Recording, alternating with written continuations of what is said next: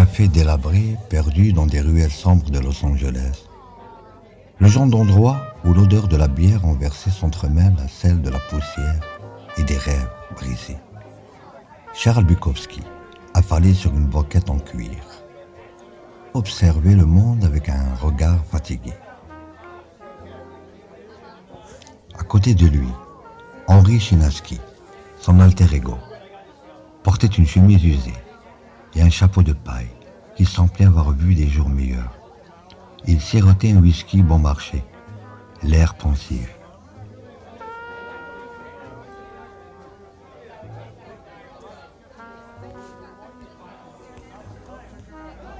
Tu sais, Buck, parfois je me demande si la vie n'est pas juste un grand cirque.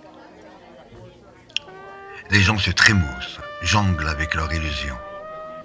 Et au final, tout le monde tombe. Un cirque, oui, mais les clous sont souvent les plus lucides. Regarde-les, ces pauvres fous. Ils s'accrochent à des rêves qui ne valent même pas le prix d'un verre de gin. Et nous, on est quoi? Des clowns tristes, en train de jouer notre dernière représentation. J'ai passé ma vie à chercher un sens, mais je ne trouve que des bouteilles vides et des mots qui se perdent dans l'oubli. Le sens,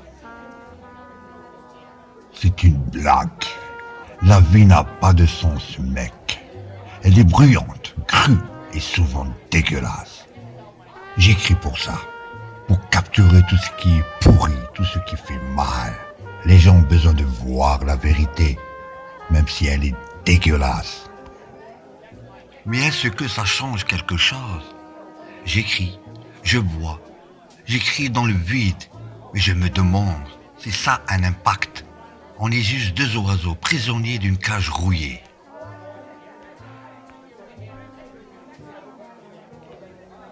Peut-être,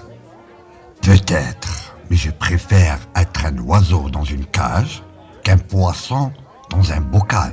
Au moins, je peux encore battre des ailes, écrire, c'est ma façon de me libérer, même si c'est temporaire.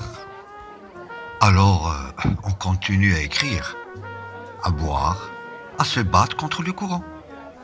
Ça semble être un plan pour un désastre, mais au moins, c'est notre désastre. Un désastre, oui, mais un désastre qui a du caractère.